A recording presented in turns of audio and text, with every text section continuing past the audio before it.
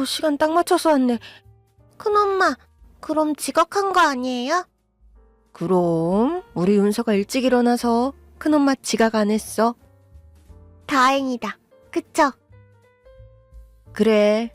그런데 윤서야, 지금부터 큰엄마 면접 시험 볼 건데 윤서 큰엄마 옆에서 조용히 있을 수 있지? 면접 시험? 그게 뭔데요, 큰엄마?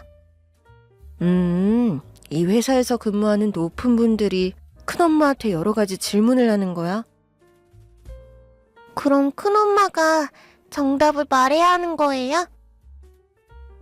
그렇지. 합격하려면 큰엄마가 정답을 얘기해야 하지. 우와, 힘들겠다. 그러니까 윤서, 큰엄마 답이 빨리 생각이 잘 날 수 있도록 조용히 해줄 수 있지? 네, 아우, 우리 윤서 대답도 잘하네.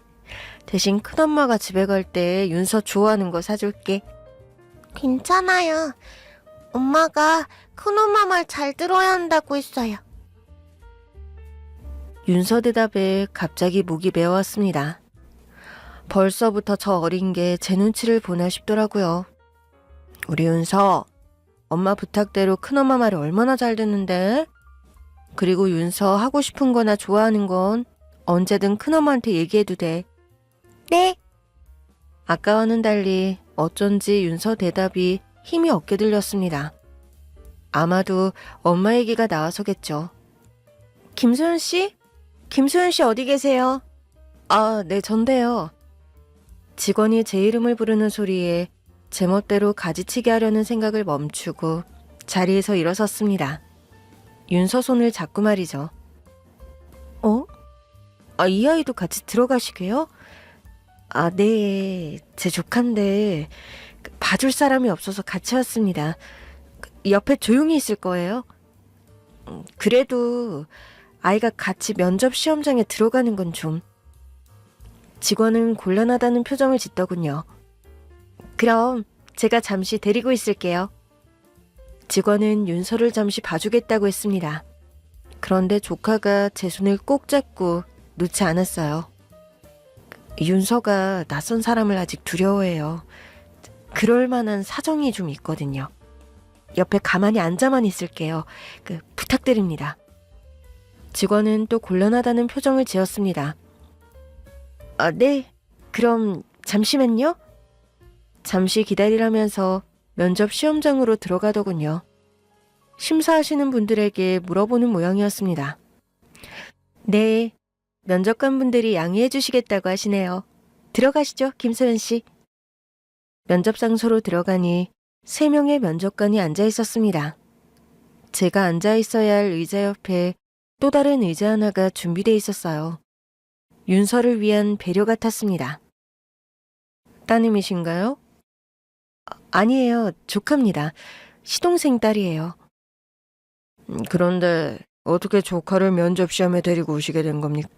서방님 부부한테 사고가 생겨서 조카를 제가 데리고 있습니다. 집에 두고 오자니 아직 어리고 봐줄 사람이 없어서 어쩌다 이렇게 됐습니다. 양해 부탁드리겠습니다. 윤서를 데리고 면접장에 들어가니 면접관들은 그 이유가 아무래도 궁금했던 모양이었습니다. 전 간단하게 설명했어요. 윤서가 옆에 있었던 탓에 시동생 부부가 사고로 죽었다는 얘긴 일부러 하지 않았습니다. 다행히 면접관들이 더 캐묻지는 않더군요. 면접은 그리 어렵지 않았습니다. 이전에 해왔던 일이라 업무에 대한 대답도 수월했습니다. 네, 김소연 씨. 수고하셨습니다. 2명의 면접관이 주로 질문을 했고요. 나이 들어 보이는 한 분은 거의 질문이 없었습니다. 모든 질문을 마치고 수고했다는 인사에 일어서려고 하는데요. 갑자기 말없이 앉아만 있던 나이 든 면접관이 벌떡 일어서는 겁니다. 그러더니 윤서에게로 다가왔어요. 이건... 그 면접관은 윤서를 뚫어지게 쳐다봤습니다. 좀 더 정확하게 얘기하자면 윤서 목에 걸린 목걸이를 쳐다보는 거였습니다. 낯선 사람이 다가오자 윤서는 겁을 집어먹고 제 뒤로 숨었습니다. 저 무슨 일이신지 저 목걸이, 아이 목에 걸린 목걸이, 어디서 났습니까? 네? 나이 든 면접관은 손까지 덜덜 떨면서 윤서 목에 걸린 목걸이를 가리켰습니다. 저 목걸이 어디서 났나니까요? 목소리까지 떨더군요. 당황한 전 사실대로 얘기했죠.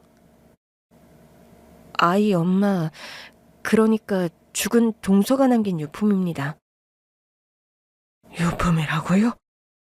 동서가 남긴 유품이라는 말에 어르신은 그대로 쓰러지셨습니다. 나머지 면접관과 직원들이 달려오고요. 순식간에 면접장이 발칵 뒤집어졌습니다. 사장님! 사장님! 직원들이 사장님이라고 부르더군요. 괜찮아. 나 괜찮아. 다행히 사장님은 의식을 잃지는 않으셨던 것 같아요. 직원들 부축을 받으면서 일어서셨습니다. 잠시 시간 되면 나하고 얘기 좀 나눌 수 있겠습니까? 사장님은 제게 잠시 얘기를 나누자고 했습니다. 필시 목걸이와 관련된 사연이 있겠구나 싶어 직원의 안내를 받아 사장실로 갔습니다. 죽은 동서가 남긴 유품이라고 하셨죠? 그렇다면 동서라는 분이 지금... 예상대로 사장님은 죽은 동서에 대해 물었습니다. 네, 짐작하시는 것처럼 동서는 지금 이 세상에 없습니다. 사고였어요. 서방님과 한날 한시에 떠났습니다. 그러니까 바깥에 있는 저 아이가 죽은 동서의 딸이라는 거죠? 윤서는 사장실 밖 비서실에 두고 왔습니다. 조카가 좋아하는 사탕과 과자로 비서가 꾸시니 거기서 기다리겠다고 하더라고요. 네, 윤서라고 합니다. 서방님 부부 그렇게 되고 따로 맡아줄 시부모님이나 친정부모님이 안 계셔서 저희가 맡았습니다. 동서 친정부모님이 안 계신다고요? 그렇습니다. 동서 얘기론 엄마가 어릴 때 돌아가셨다고 하더라고요. 그래서 아버지 밑에서 컸다고 했습니다. 확실합니까? 엄마가 어릴 때 돌아가셨다는 게요. 동서의 친정엄마가 일찍 돌아가셨다는 제 말에 사장님 눈빛이 순간 기대감으로 반짝이는 것 같았습니다. 사장님, 혹시 무슨 일 때문인지 여쭤봐도 될까요? 이런, 이유도 말 안 하고 내 얘기만 했네요. 조카 아이가 하고 있던 그 목걸이, 실은 제 아내가 딸에게 남긴 유품입니다. 네? 딸이 대학교 졸업쯤에 집을 나갔습니다. 벌써 10년이 다 됐는데 딸 행방을 찾기가 어려웠습니다. 그래서 목걸이가 동서 유품이라는 말에 놀라셨던 거군요. 맞습니다. 어디선가 살아있겠거니 했거든요. 그런데 유품이라는 말을 갑자기 듣게 되니 그런 이유라면 걱정 안 하셔도 될 것 같습니다. 그게 무슨 말입니까? 걱정할 필요가 없다뇨. 서방님 결혼식 때 사돈 어르신을 뵌 적이 있습니다. 동서 친부 말입니다. 그래요? 혹시 친아버지가 아니란 얘긴 못 들으셨습니까? 네, 친부가 확실합니다. 사돈 어르신 몇 년 전에 갑자기 뇌출혈로 쓰러져서 돌아가셨거든요. 아버지 돌아가시고 힘들어하면서 제게 친부와의 추억을 얘기한 적이 있습니다. 아, 그래요? 사장님의 얼굴에 안도와 실망의 표정이 동시에 겹치더군요. 동서가 딸이 아니라는 실망감과 동시에 어쩌면 살아있을지도 모른다는 기대감이 교차했을 겁니다. 그렇다면 저 목걸이가 왜 동서에게 있었던 건지 혹시 모르십니까? 글쎄요, 그것까진 제가... 괜찮다면 윤서라고 했습니까? 제가 윤서에게 직접 물어봐도 될까요? 그건 좀... 지금 윤서가 좀 예민한 상태라서요. 아빠 엄마를 갑자기 잃은 충격 때문인지 낯선 사람들한테 가는 걸 두려워합니다. 그래서 오늘 어쩔 수 없이 여기 같이 온 거고요. 그렇겠군요. 어른도 견디기 힘든 일인데 아이는 오죽하겠습니까? 네, 이해해 주셔서 감사합니다. 윤서가 좀 안정되면 제가 그때 한번 물어보겠습니다. 그럼 부탁드리겠습니다. 긴 면접이었다 싶었습니다. 동서가 윤서에게 남긴 유품 때문에 소동 아닌 소동을 겪었죠. 윤서, 이모랑 재밌게 놀았어? 네, 재밌었어요, 큰엄마. 다행히 윤서는 비서와 잘 놀았던 모양이었습니다. 아우, 윤서 기특하네. 배고프지? 우리 윤서 좋아하는 돈가스 먹으러 갈까? 좋아요. 윤서와 전 돈가스를 맛있게 먹고 집으로 왔어요. 피곤했는지 집에 오자마자 윤서는 잠이 들었죠. 오늘 면접 어땠어? 퇴근 후 남편은 제게 면접을 잘 봤냐고 묻더군요. 면접? 물론 잘 봤지. 당신 파이팅이 넘치는데? 회사가 마음에 들었나 봐? 사장님 좋으신 분 같더라고. 뭐야? 면접 가서 사장 면담까지 하고 온 거야? 그 회사 좀 독특하다. 사장이 면접생들 면담까지 하고. 면접생들 전부는 아니고 나만. 뭐? 당신만 사장하고 면담을 했다고? 왜? 전 낮에 있었던 사건에 대해 남편에게 얘기해줬습니다. 아, 윤서 목걸이에 그런 사연이 있었다고? 나도 전혀 모르는 일이었어. 그냥 동서 유품이라고만 생각하고 있었지. 그런데 재수 씨가 어떻게 그 목걸이를 가지고 있었던 걸까? 그게 미스터리 아니겠어? 그렇네. 근데 당신 어때? 합격할 것 같아? 내 느낌으론 그럴 것 같긴 해. 면접관들 질문이 대부분 내가 이전에 했던 업무에 관련된 것들이었거든. 그래도 난 당신이 좀 더 있다가 재취업했으면 좋겠는데. 무슨 소리야? 더 늦어지면 재취업할 수 있는 기회마저 없어진다고. 그리고 윤서 뒷바라지할 생각도 해야지. 앞으로 돈 들 일 많을걸? 그러니까 내가 당신한테 더 미안해지네. 짐 하나 더 얹은 것 같아서. 당신 이상한 소리 하지 마. 윤서가 왜 짐이야. 안 그래도 윤서 한창 예민해 있는데 애 들으면 어쩌라고 그래. 당신 절대 그런 말 입 밖에도 내지 마. 알았어? 그래, 알았어. 남편은 조카 윤서를 우리가 맡게 된 걸 제게 미안해했습니다. 사고가 났던 날 서방님네는 동해안으로 여름휴가를 떠나던 중이었는데요. 음주운전 차량이 그대로 서방님 차를 들이받고 말았습니다. 서방님은 그 자리에서 즉사했고요. 동서는 병원 응급실로 옮겼지만 하루를 버티지 못했어요. 남편과 제가 도착했을 때는 거의 마지막 숨을 몰아쉬고 있을 때였습니다. 동서의 유언이 윤서를 부탁한다는 거였습니다. 형님, 우리 윤서. 걱정 마, 동서. 윤서, 내가 잘 키울게. 윤서 잘 키우겠다는 제 대답에 동서는 마치 기다렸다는 듯 스르르 눈을 감았었습니다. 경찰관의 말에 의하면 사고를 당했던 절박한 순간에도 동서는 온몸으로 딸을 감싸 지켰던 것 같다고 하더군요. 덕분에 윤서는 가벼운 찰과상을 입었을 뿐이었는데요. 그런 동서와의 약속을 어떻게 외면할 수 있었겠습니까?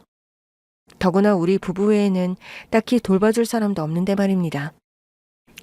엄마, 윤서는? 윤서 자고 있어. 많이 피곤했나 봐. 에이, 나 윤서랑 놀려고 숙제 빨리 끝냈는데. 다행히 아들도 윤서를 많이 챙겼습니다. 윤서도 친오빠처럼 따랐고요. 뭐 사촌이면 친오빠나 다름없죠. 며칠 뒤 면접 본 회사에서 연락이 왔습니다. 다음 주부터 출근하라고 말입니다. 여보, 나 합격했어. 다음 주부터 출근하래. 이야, 당신 대단한데? 요즘 재취업하기가 쉽지 않다고 하는데 말이야. 나 대단한 거 이제 알았어. 당신 능력 있는 와이프 얻은 줄 알아? 아이고, 잘 모시겠습니다. 그나저나 윤서가 걱정이네. 당신 출근하면 봐줄 사람이 없어서? 그나마 어린이집은 이제 겨우 적응했는데 낯선 사람 만나는 건 아직 힘들어하는 것 같아서. 아직 시간이 좀 있으니까 같이 찾아보자. 설마 윤서 봐줄 사람이 없겠어? 그럴까? 그래. 안 되면 내가 육아휴직이라도 쓰지 뭐. 나 참. 세상 무슨 육아휴직이야. 상진이 초등학교 5학년이야. 2년 뒤면 중학생이라고. 그럼 그건 아닌가? 재취업했다는 기쁨도 잠시 조카를 봐줄 사람이 없어 고민하고 있는데요. 뜻밖의 곳에서 도움의 손길을 발견했습니다. 그럼 제가 볼게요, 윤서. 동서 친구 중에 같은 동네에 사는 사람이 있었습니다. 동서를 통해 인사를 한 뒤 몇 번 마주친 적이 있었고 장례식에도 왔던 친구였는데요. 마트에서 우연히 만나 윤서 안부를 물었던 탓에 자연스럽게 사정을 얘기하게 됐죠. 그랬더니 선뜻 자신이 윤서를 맡아주겠다고 했습니다. 정말요? 정말 우리 윤서 맡아줄 수 있겠어요? 네. 안 그래도 현주 그렇게 가고 마음이 많이 아팠거든요. 윤서는 또 어쩌나 싶었는데 어린이집 마치고 몇 시간만 보면 되는 거잖아요. 그럼요. 아우, 이렇게 고마울 때가. 고맙긴요. 저도 부업 생겨서 좋죠. 동서 친구가 서윤을 맡아준다고 하니 짐 하나 내려놓은 듯 마음이 가볍더군요. 서윤이도 아는 힘으로하고 좋아했습니다. 그래서 부담 없이 첫 출근을 할 수 있었어요. 이전에 하던 일이라고 들었습니다. 업무 파악하기 어렵지 않을 거예요. 첫날이라 좀 긴장되긴 했지만 과장님 말씀처럼 업무 파악하는 게 어렵지 않았습니다. 3일 정도 지나니 대략적인 움직임을 알겠더라고요. 같이 일하는 동료들도 순하고 좋은 사람들 같았습니다. 윤서라고 했나요? 조카 맡길 사람은 찾았습니까? 한 번은 엘리베이터에서 사장님을 만나기도 했습니다. 윤서 봐줄 사람을 찾았냐고 물으셨어요. 네, 다행히 지인이 윤서 봐주기로 해서요. 이렇게 제가 회사를 잘 다니고 있습니다. 다행입니다. 신경 써주셔서 감사합니다, 사장님.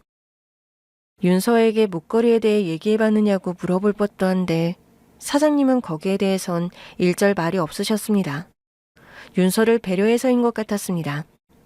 윤서가 좀 더 안정되면 목걸이에 대해 물어봐야겠다 생각하고 있었는데요. 한날은 오후에 윤서를 봐주고 있던 동서 친구에게서 전화가 왔더라고요. 윤서가 뭘 잘못 먹었는지 토하고 열이 나서요. 지금 병원에 와 있습니다. 아무래도 보호자가 와보셔야 할 것 같아서요. 윤서가 토하고 열이 나서 병원에 있다는 거였습니다. 전 얼른 반차를 내고 병원으로 달려갔어요. 장염입니다. 요즘 아이들 사이에서 장염이 유행이라서요. 탈수 증상이 있으니 수액 맞고 좀 쉬면 괜찮아질 겁니다. 장염이라고 하더군요. 수액 맞고 쉬면 괜찮아진다고 하네요.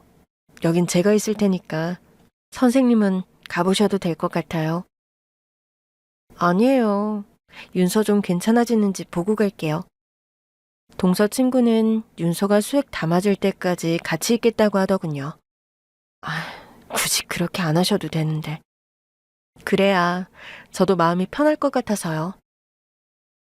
그래서 둘이 병원 대기실 의자에 앉아 이런저런 얘기를 나누다 동서의 절친에 대한 얘기를 듣게 됐습니다. 운명이란 게 참 얄궂다 싶네요. 둘이 그렇게 친하게 지내더니 어쩜 약속이나 한 듯 차례대로 가버릴 수가 있어요. 물론 몇 년이란 시간차는 있지만 말이에요. 네? 그게 무슨 뜻이에요?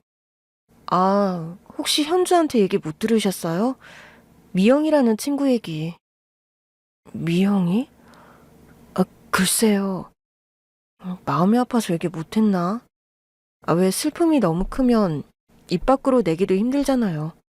그만큼 둘이 죽고 못 사는 친구였거든요. 현주랑 미영이. 그래요? 네, 친구들 사이에선 유명했어요. 어찌나 둘이 붙어 다니던지 저러다 연애는 하겠나 싶었는데 또 둘이 비슷한 시기에 연애를 하더라고요. 그것도 다들 신기했죠. 아, 그렇게 친하게 지냈던 친구인데 왜 난 한 번도 얼굴을 못 봤을까요? 동서 장례식 때도 못 본 것 같은데. 당연히 못 보셨겠죠. 오고 싶어도 올 수가 없거든요. 네? 멀리 외국에라도 갔나요? 아, 차라리 그러면 좋죠. 외국에 있었다면 아무리 멀어도 올 친구였어요. 가족보다 더 친했던 사이였거든요. 그런데 왜 올 수 없는 곳으로 갔어요? 올 수 없는 곳이라면 혹시 네, 애나 다 죽었어요. 안 그래도 몸이 약했던 친구였는데 임신 중독증으로 임신 내내 고생하다가 결국 그래서 차례대로 떠났다고 한 거군요. 알고 보면 미영이 걔 인생도 참 안 됐어요. 아버지가 결혼을 반대해서 집을 나왔다고 했거든요. 그런데 아기나타가 그렇게 됐으니 미영이란 친구 아버지가 반대해서 집을 나왔다고요? 네, 빈손으로 집을 나왔으니 당장 갈 곳이 있어야죠. 그때 현주가 많이 도와줬다고 들었어요. 미영이 결혼 준비도 현주가 친정엄마처럼 챙겼다고 하더라고요. 아, 그랬구나. 나 전혀 몰랐네요. 현주 결혼 전 일이라 모르셨을 거예요. 그럼 아기는요? 아기는 살았나요? 다행히 아기는 건강하게 태어났다고 하더라고요. 다행이에요. 딸이라고 들었는데 미영이 죽고 아빠가 딸 데리고 행방을 감춰버렸어요. 네? 행방을 감췄다고요? 그래서 현주가 속 많이 상해했어요. 어떻게 자기한테까지 연락을 끊어버릴 수가 있냐고 말이죠. 그랬겠네. 동서 입장에선 속상했겠네. 맞습니다. 옆에서 지켜보던 저도 너무했다는 생각이 들던데 현주는 더 했겠죠. 아휴, 얘기를 하다 보니 어쩌다 미영이 얘기까지 하게 됐네요. 윤서가 소액을 담았고 깨어나 얘기는 거기서 끊어졌습니다. 전 조카를 데리고 집으로 와 다시 재웠어요. 그런데 잠든 서윤이 목에 목걸이를 보는데 낮에 들었던 동서 친구 미영이라는 사람 얘기가 생각났어요. 미영이라는 사람이 혹시 곰곰이 생각해보니 언젠가 동서가 그런 얘기를 했었던 것 같더라고요. 친한 친구가 애 낳다가 죽었다는 얘기 말입니다. 그래서 전 다락방에 올려뒀던 동서 유품 상자를 꺼냈습니다. 그거 재수씨 유품 상자 아니야? 갑자기 왜? 찾아볼 게 있어서. 언젠가 윤서가 크면 주려고 동서 유품 몇 가지를 챙겨뒀었죠. 전 거기 있던 앨범에서 사진 한 장을 발견했습니다. 동서와 다정하게 손을 잡고 화사하게 웃고 있는 낯선 얼굴. 미영 씨라는 생각이 들었습니다. 찾았다. 웬 사진이야? 전 궁금해하는 남편에게 동서 친구로부터 들었던 얘기를 해줬습니다. 당신, 재수 씨 옆에 있는 이 여자가 사장님 딸일 거라고 생각하는 거지? 빙고. 아버지가 결혼을 반대해서 집을 나왔대잖아. 확실할 것 같지 않아? 그렇긴 한데 그래도 신중해야 할 것 같아. 사장님한테는 상처일 수도 있잖아. 윤서 목걸이만 보고도 쓰러지신 분이잖아. 그만큼 딸이 보고 싶다는 건데 모른 척 하자고? 모른 척 하자는 게 아니고 그 미영이라는 사람 아기 낳다 죽었다면서? 당신 딸이 죽었다는 소식 사장님한테 말씀드릴 수 있겠어? 충격이 크실걸? 그렇다고 모른다고 거짓말을 할 수는 없잖아. 거짓말을 하라는 게 아니고 좀 더 신중하자는 거지. 딸이 살아있을 거라는 희망을 뺏는 건 너무 잔인한 일 아닐까? 그럴 수도 있겠네. 그런데 당신이라면 어떨 것 같아? 살아있다는 거짓 희망을 가지고 사는 게 나을까? 아님 아프더라도 진실을 아는 게 나을까? 어렵다. 난 진실을 원할 것 같아. 나도. 남편과 얘기하면서 마음을 굳혔습니다. 사진 속 동서의 친구가 사장님이 찾던 딸인지 아닌지 확인한 후 진실을 전하기로 말입니다. 저 사장님을 좀 뵐 수 있을까요? 네, 안 그래도 김소연 씨 오시면 언제든 괜찮다고 하셔서요. 바로 들어가시면 될 것 같습니다. 사장님은 절 기다리셨던 모양이더라고요. 비서는 사장님께 제가 왔다고 간단하게 알린 뒤 바로 사장실 안으로 안내했습니다. 보여드릴 게 있어서 왔습니다. 전 사장님께 동서의 유품 속에서 찾은 사진을 내밀었습니다. 왼쪽이 제 동서입니다, 사장님. 오른쪽이 혹시 따님이신가요? 사장님은 제가 내민 사진을 뚫어져라 보시더니 눈물이 고이기 시작했습니다. 미영아. 제 짐작이 맞았습니다. 동서의 절친이었다는 미영이가 사장님 딸이었습니다. 지금 어디 있습니까, 미영이? 사장님은 딸이 어디 있는지부터 물었습니다. 그게... 왜 그러세요? 딸이 절 만나기 싫다고 하던가요? 차라리 그랬으면 좋겠다는 생각마저 들었습니다. 딸에 대한 그리움 때문에 눈시울이 붉어진 사장님을 보는데 차마 입이 떨어지지 않더라고요. 무슨 말이든 괜찮습니다. 딸이 만나고 싶어 하지 않았다고 해도 괜찮으니 어서 얘기를 좀 해보세요.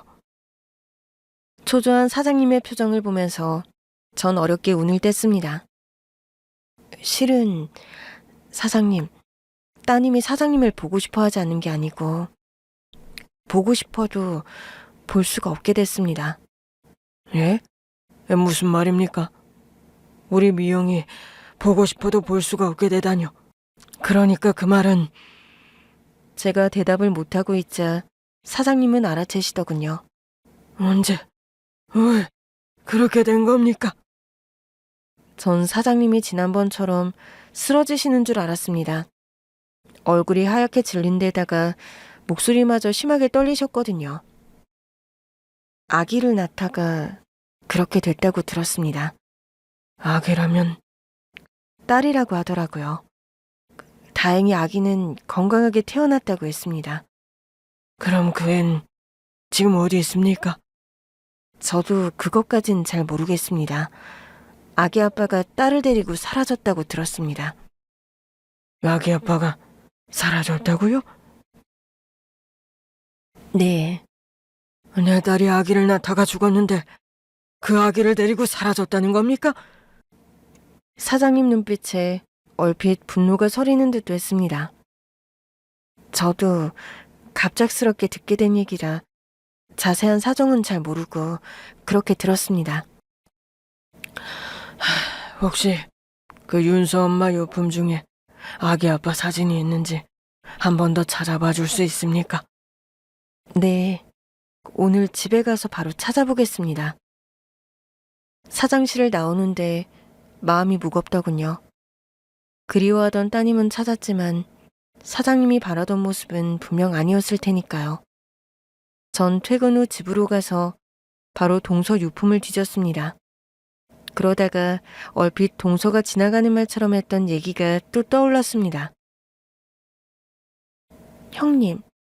형님은 살면서 누군가와 인연을 끊어보신 적이 있어요? 그것도 아주 친하게 지내던 사이에서요. 어? 그게 갑자기 무슨 말이야? 친한 사이인데 인연을 왜 끊어? 그렇죠. 형님도 그렇게 생각하시죠. 왜? 동서 아는 사람 중에 그런 사람이 있어? 동서한테 인연 끊자고 그래? 말이나 하고 그랬으면 이렇게 애가 타진 않겠죠. 뭐야, 진짠가 보네? 누군데? 동서같이 착한 사람한테 누가 그런 짓을 한 거야? 뭐 지나간 일이에요. 그런데 한 번씩 생각이 나서 속이 상하네요. 지나간 일로 그렇게 속상해할 정도면 진짜 친했던 사이인가 봐. 뭐 그 사람이랑 친했던 건 아니고 그 사람 와이프랑 친했었죠. 제 베프였거든요. 뭐야? 그럼 남편이 아내와 친구 사이를 갈라놨단 말이야? 뭐 그런 남자가 다 있어. 이유가 없는 건 아니었어요. 아무리 그럴 만한 이유가 있다고 해도 그렇지. 어떻게 인연을 끊어나? 동서 친구, 결혼 잘못한 거 아니야? 그건 아니에요. 제가 봐도 친구랑 참 잘 어울리던 남자였거든요. 그런데 왜 그런 짓을 했대? 동서 친구도 좀 그렇다. 남편이 인연 끊으라고 한다고 그 말을 들어? 친구가 살아있었으면 당연히 인연이 안 끊겼겠죠. 어? 그게 무슨 말이야? 그럼 친구 죽고 인연이 끊겼단 말이야? 뭐 그런 셈이에요, 형님. 아, 그건 좀 이해가 간다. 네? 생각해봐. 아내 죽고 없는데 아내 친구를 계속 만난다는 게. 그래도 우린 그럴 사이가 아니었거든요. 친구가 죽으면서 부탁한 것도 있고. 무슨 부탁?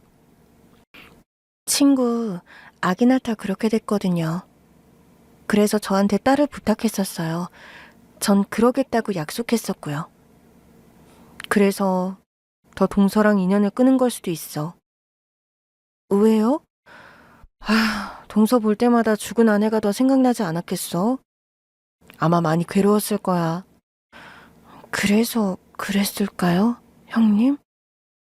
그래, 좋게 생각하자고. 우린 안 당해본 일이잖아. 사랑하는 아내를 잃었으니 상실감이 얼마나 컸겠어? 그래도 전 한 번씩 미운 생각이 들어요. 친구 딸은 잘 크고 있는지 궁금하기도 하고요. 동서 입장에선 또 그렇겠네. 그 대화가 왜 이제야 기억이 나는지 모르겠습니다. 아마 저도 서방님과 동서의 갑작스런 죽음으로 인해 꽤 스트레스를 받고 있었던 모양이었습니다. 기억력이 예전 같지 않은 데다 물건을 어디 뒀는지 깜빡할 때도 많았어요. 그래도 당신 정도면 잘 이겨내고 있는 거야. 스트레스 때문이었는지 이제야 기억이 나더라는 말에 남편은 위로를 했습니다. 나는 한동안 아무것도 기억이 안 나더라고. 심지어는 매일 하던 업무들인데도 뭘 어떻게 해야 하는지 하나도 생각이 안 나는 거야. 당연한 일이겠죠. 친동생이 갑자기 사고로 세상을 떠났으니 얼마나 충격이 컸겠습니까? 사고 직후엔 저도 정신이 없는 데다 윤서를 보살피느라 미처 남편을 챙기지 못했다는 미안함이 들었습니다. 그래서 당신 어떻게 극복했어? 나? 극복 못했어. 어? 내가 멍하니 있으니까 동료들이 알아서 대신 처리해주더라고. 때 되면 밥 사주고 커피도 사주고 뭐 누구 하나 뭐라 하거나 재촉하지도 않고. 그러니까 조금씩 이전처럼 돌아오더라고. 당신 진짜 좋은 동료들을 줬구나. 그치? 내가 인복이 참 많지? 사장님한테도 내가 그런 사람이 돼야겠다. 뭐? 당신이 사장님 업무를 대신해준다고? 아니, 그게 말이 돼? 사장님 식사나 한 끼 대접해야겠다고. 그래, 그건 좋은 생각인 것 같네. 일개 직원과 사장 관계였다면 상상도 할 수 없는 일이었지만요. 같은 아픔을 가졌다는 이유로 가능하지 않겠습니까? 사장님은 딸을, 전 서방님과 동서를 잃었으니까요. 원래 높은 자리에 있는 사람일수록 마음 터놓을 사람이 없는 법이거든. 게다가 사장님, 자식은 딸 하나였던 것 같더라고. 그래서 당돌하게도 전 사장님께 식사를 대접하고 싶다고 했습니다. 제 제안에 사장님은 좀 당황해 하시더니 금방 좋다고 하시더라고요. 식사 날짜는 일부러 휴일로 잡았습니다. 남편과 같이 가기 위해서였죠. 여기 꼬리곰탕이 진짜 진국입니다. 저희 아빠도 곰탕 드시고 싶을 때는 꼭 이 집에 오신다니까요. 남편과 전 몸보신 겸해서 사장님을 꼬리곰탕집으로 모셨습니다. 비싸고 맛있는 것보다는 정감 있는 음식이 좋을 것 같아서였죠. 꼬리곰탕 좋습니다. 한 번씩 이 곰탕이 생각나더라고요. 다행히 사장님은 좋아하셨습니다. 즐겨 먹는 음식이라고 하시면서 말이죠. 이거 괜히 쉬는데 내가 남편분 시간까지 뺏은 것 같습니다. 아닙니다. 아내한테 얘기 듣고 한번 뵙고 싶었습니다. 확실히 남편이 있으니 분위기가 낫더군요. 사장님도 훨씬 편안해 하시는 것 같았습니다. 식사하는 내내 이런저런 얘기가 끊이지 않았어요. 이거 부탁하신 사진입니다. 윤서 육아일기장에 이 사진이 끼워져 있더라고요. 그래서 지난번에 못 봤던 것 같아요. 전 임신한 채 활짝 웃고 있는 사장님 딸과 그런 아내를 사랑스럽다는 듯 바라보고 있는 남자의 사진을 건넸습니다. 고맙습니다. 사위와 손녀를 찾는데 도움이 크게 될 것 같습니다. 사위하고 손녀를 찾으시려고요? 찾아야죠.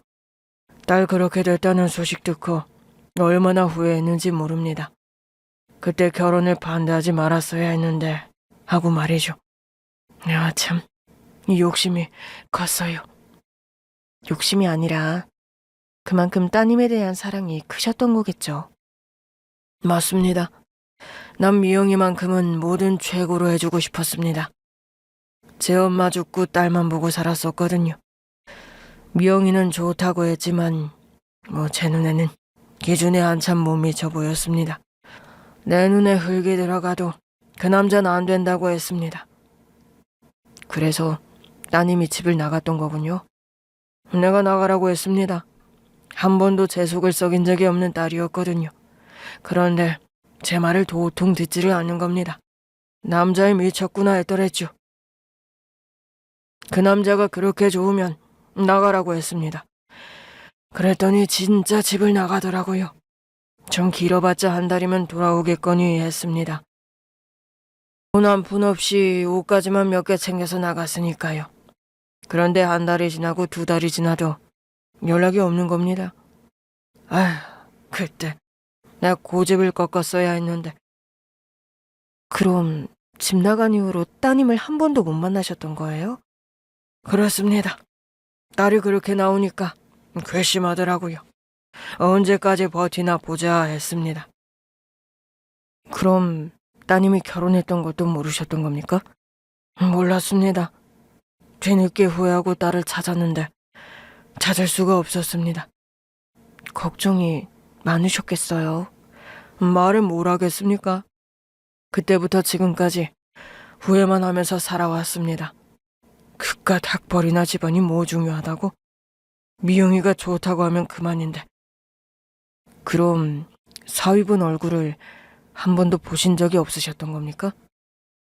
어머니 밑에서 자란 데다 지방대 출신이라는 얘기를 듣고 아예 만날 생각조차도 안 했습니다. 딸이 딱 한 번만 만나달라고 그렇게 사정을 했는데도 제가 무시했어요. 미영이하고는 하늘과 땅만큼 수준 차이가 난다고 하면서 말이죠. 지금 생각하니 참 부끄럽네요. 식사를 마치고 간단하게 차 한잔 마시러 간 곳에서 사장님은 담담하게 지난 과거사를 털어놓으셨습니다. 자신의 과오를 말씀하실 때는 얼굴에 후회의 빛이 가득했어요. 부모라는 게 자식 일이라면 욕심을 낼 수밖에 없지 않겠습니까? 더구나 하나밖에 없는 외동딸이라 더 그러셨을 겁니다. 그래도 내가 고집 부리지 말아야 했습니다. 자식 이기는 부모 없다는 말이 괜히 나온 말이겠습니까? 부모가 져야 마음이 편한 건데 내가 그땐 그걸 몰랐습니다. 사장님의 한숨이 자꾸 깊었습니다. 그래서 지금이라도 잘해주려고 합니다. 사위분하고 손녀 찾으셔서 말이죠. 그렇습니다. 후회는 이제 그만하고 두 사람 찾아서 용서 구하려고요. 잘 생각하셨습니다, 사장님. 하늘에 있는 따님도 무척 기뻐할 겁니다. 그럴까요? 그럼요. 혹시 저희가 도울 일이 있으면 언제든 말씀해 주세요. 이미 충분히 도움이 됐습니다. 사진이 있으니 훨씬 찾기 수월할 것 같습니다. 남편과 전 하루빨리 사위와 손녀를 찾기를 빌었습니다. 윤서를 돌봐주던 동서 친구도 제가 전해준 얘기에 놀라워하더라고요. 현주랑 미영이 세상에 둘도 없는 친구가 맞나 봐요. 죽어서도 이렇게 인연을 이어주니 말이에요. 저도 두 사람 아는 친구들한테 얘기해 놓을게요. 혹시 미영이 신랑 소식 듣게 되면 꼭 연락하라고요. 그렇게 동서 절친 남편과 딸 찾기가 진행됐는데요.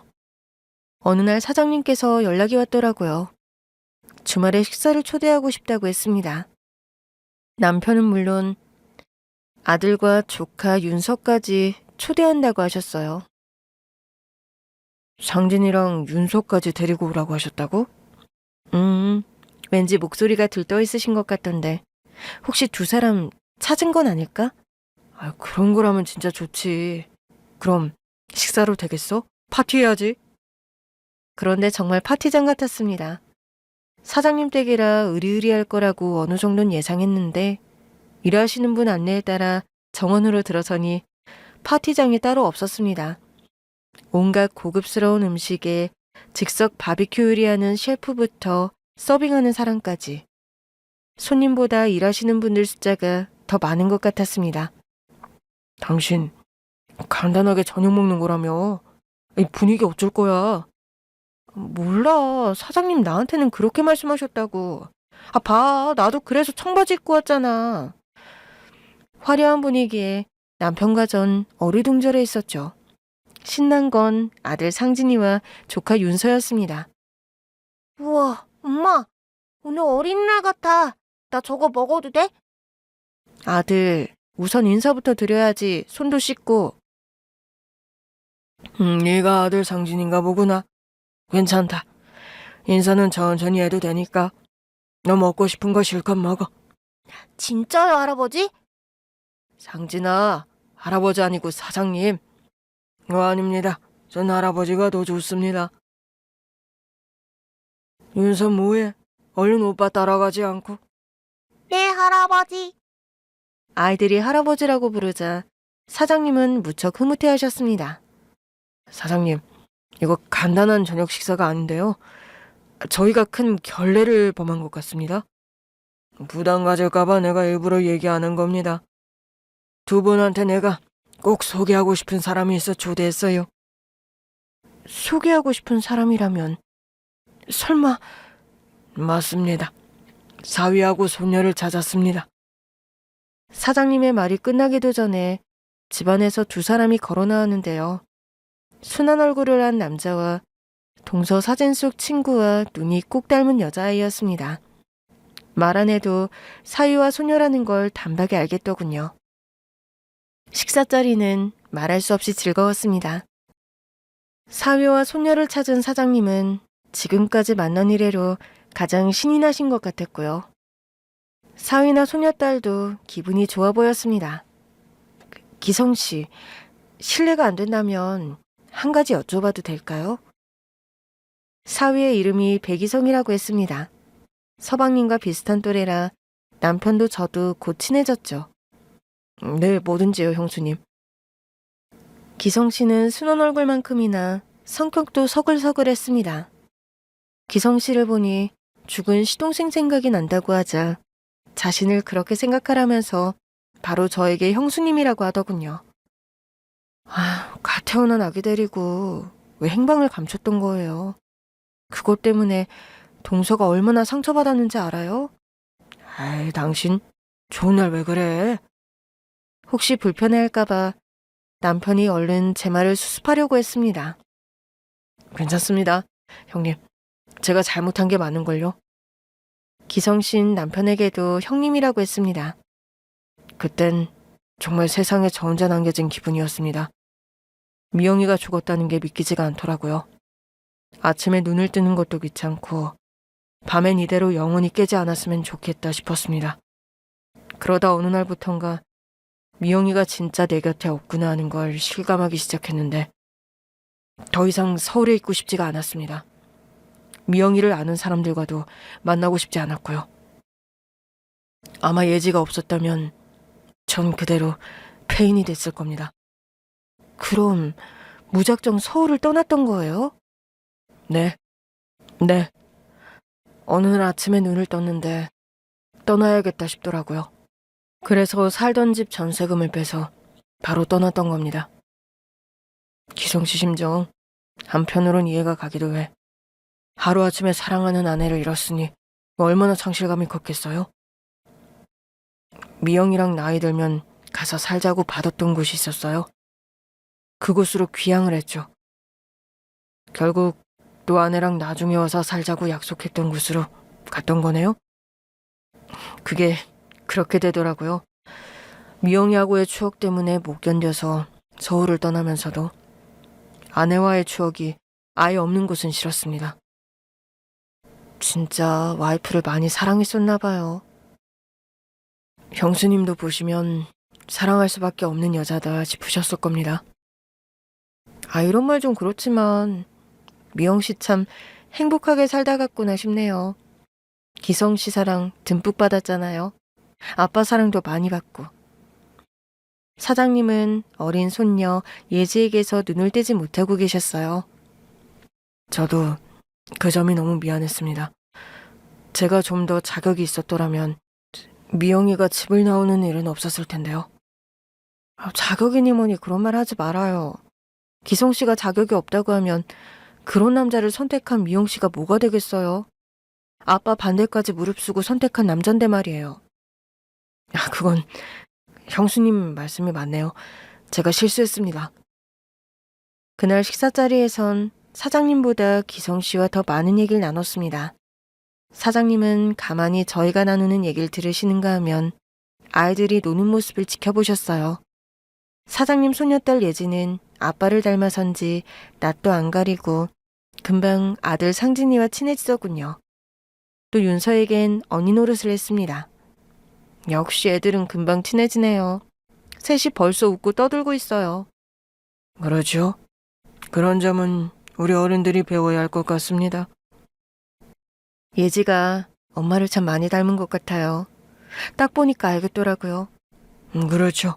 저도 처음 봤을 때 깜짝 놀랐습니다. 우리 미영이 어릴 때랑 똑같이 생겨서요. 하는 짓도 딱 미영이었습니다. 저 보세요. 지가 대장 노릇하려고 하는 거. 미영이가 저랬거든요. 한번 이거다 싶으면 굽히지 않은 성격이었습니다. 그래서 더 기대가 크셨겠어요? 그렇습니다. 여차하면 회사도 물려줄 생각이었어요. 딸 얘기만 나오면 쓸쓸함이 묻어나오는 건 어쩔 수 없는 것 같았습니다. 사위와 손녀가 딸의 빈자리를 모두 채울 수 있는 건 아닐 테니까요. 이젠 그런 욕심 다 버렸습니다. 나도 사위 따라 귀촌할 생각입니다. 네? 그럼 회사는 어쩌시고요? 당장은 아니고 서서히 전문 경영인을 찾아보려고 합니다. 물론 이 생각은 몇 년 전부터 해왔던 겁니다.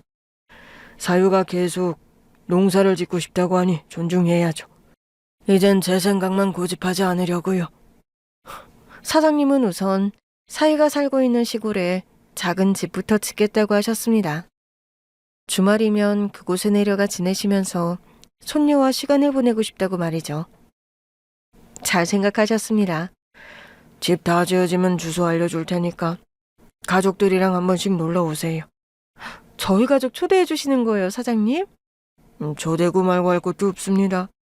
이쯤 되면 이제 그 가족이나 마찬가지 아니겠습니까? 제가 사장님과 얘기를 나누는 사이 남편은 기성 씨랑 한잔하면서 꽤 많은 얘기를 나누는 것 같았습니다. 분위기만 보면 형제나 다름없더라고요. 당신 기성 씨랑 꽤 친해진 것 같더라. 남편이 술을 마셨으니 돌아오는 길은 당연히 제가 운전을 했죠. 상진이와 서윤님 피곤했는지 차에 타자마자 잠들었습니다. 기성이게 얘기가 아주 잘 통하더라고. 기성이? 당신 벌써 말 놓기로 한 거야? 그럼 내가 4살이나 많은 형인데 당연히 말 놔야지. 서방님이 허망하게 떠나간 뒤 가끔 쓸쓸해 보이던 남편이었는데요. 동생이 생겼다면서 무척 좋아하더라고요. 당신 기성씨가 그렇게 마음에 들어? 당연하지. 경호가 꼭 살아 돌아온 것 같더라고. 서방님이 살아 돌아온 것 같다는 말에 마음이 짠했습니다. 워낙 사이가 좋았던 형제지간이라 한동안 남편은 서방님에 대해 얘기하는 걸 꺼렸었습니다. 저도 가능한 얘기를 피했었어요. 아마도 기성 씨와는 그런 점이 서로 통했을 겁니다. 사랑하는 사람을 보낸 상실감 때문에 아파서 입 밖으로 꺼내는 것조차 주저했던 슬픈 말입니다. 사위와 소녀를 만나 치유됐던 건 사장님만이 아니었습니다. 남편에게도 위로의 시간이 됐던 것 같아요. 뭐? 이번 주말에 기성씨 농장에 가자고? 사장님 댁에서 식사하고 온 지 채 한 주밖에 지나지 않았는데 남편은 기성씨 농장에 가자고 했습니다. 지난 주말에 만났잖아. 그런데 이번 주 또 보겠다고? 그게 무슨 상관이야. 기성이가 꼭 오라고 했다고. 그거야 인사말로 그런 거겠지. 아니야, 오늘도 문자 보내는걸. 시간 괜찮으면 이번 주 가족들 데리고 오라고. 남편은 기성씨에게 온 문자를 제게 보여주면서 가자고 졸랐습니다. 알았어, 그렇게. 신이 난 남편 길을 살려줘야겠다 싶었습니다. 그래서 가자고 했죠. 역시 당신이라면 내 마음 알아줄 줄 알았어. 사실 이전에 서방님네와 자주 뭉치기는 했었습니다. 사소한 축하거리가 생겨도 그걸 핑계로 모이곤 했었죠. 남편은 그때 그 기분이 났을 겁니다. 그래서 토요일 아침 일찍 서둘러 집을 나섰어요. 늦잠 꾸러기 아들이 놀러 간다는 얘기에 깨우지도 않았는데 일어나 씻더군요. 윤서도 얘 집 보러 간다고 하니 신나했습니다. 오늘 사장님도 오실 거야? 뭐? 사장님도 오신다고? 내가 전화드렸어. 시간 괜찮으면 오시라고. 당신 내 생각은 안 해? 당신이야 상관없겠지만 난 우리 회사 오너라고. 당신 사장님이라고 해서 별로 신경도 안 쓰잖아. 그건 그래. 전 사장님이 오신다는 얘기에 윤서 목걸이를 챙겼습니다. 얼마 전 윤서와 얘기해서 목걸이를 주인에게 돌려주기로 했거든요. 기성씨 농장은 아담했습니다. 여기저기 애쓰는 흔적이 보이더군요. 처음엔 실패를 많이 했습니다. 농사일은 처음이었거든요. 동네 분들이 많이 도와주셔서 자리를 잡을 수 있었어요. 농장에서 보는 기성씨 모습은 또 달라 보였습니다. 왠지 더 믿음직스럽더군요. 난 여기 농장에서 5분 정도 떨어진 곳에 집을 지을 생각이야. 땅은 계약했고 집 지을 건축회사를 알아보는 중인데 자네도 아는 사람 있으면 소개하고. 사장님도 어느새 남편에게 편하게 말을 놓으시더군요. 제 친구 중에 건축회사 하는 놈이 있긴 한데 견적서 한번 내보라고 할까요? 그럼 좋지. 자네 친구라면 믿을 수 있을 것 같고. 친화력이 좋은 건 알았지만 와이프 상사에게까지 그 친화력이 발동될 줄은 몰랐습니다. 누가 보면 남편이 직원인 줄 알겠다 싶더라고요. 당신 사장님한테 드릴 거 있다고 하지 않았어? 나한테 줄 게 있다고? 뭡니까? 정작 직원인 저에게는 꼬박꼬박 존대하셨어요. 이 목걸이 주인한테 돌려주는 게 맞다 싶어서요. 윤서가 얘기하더라고요. 엄마 친한 친구가 줬다고 하면서 동서가 윤서에게 잘 간직하라고 했대요. 아닙니다. 그 목걸이 이젠 윤서 겁니다. 엄마가 남긴 유품인 줄 안다면서요. 그걸 어떻게 뺐습니까? 괜찮습니다. 윤서한테는 제가 잘 설명했습니다. 그리고 동서가 윤서한테 남긴 유품, 이것 말고도 있어요. 그러니 이 목걸이는 예지한테로 가는 게 맞는 것 같습니다. 그렇게 해서 목걸이는 주인에게로 다시 돌아갔습니다. 사장님 손녀 예지에게로 말이죠. 대신 전 윤서에게 더 예쁘고 깜찍한 목걸이를 사줬습니다. 윤서가 우리 딸이 된 기념으로 말이죠. 남편과 의논해서 우린 윤서를 딸로 입양했거든요. 그래서 이젠 저와 남편이 큰아빠 큰엄마가 아니라 아빠 엄마가 됐습니다. 하늘나라 먼저 간 서방님과 동서도 기뻐하겠죠? 그뿐만이 아닙니다. 가족이 더 생겼어요. 눈치채셨겠지만 기성씨와 남편이 의형제를 맺었고 덕분에 전 서방님과 조카를 얻었습니다. 덤으로 시아버님 같은 분도 생기고 말입니다. 물론 회사에선 사장님이시지만요. 가족들이 늘어나니 사는 게 왠지 더 든든합니다. 가족이란 게 그런 거 아니겠습니까? 세상에 내 편이, 확실한 내 편이 나를 사랑하고 응원하고 있다는 거 말입니다. 제가 그들에게 그렇게 하듯이 말입니다.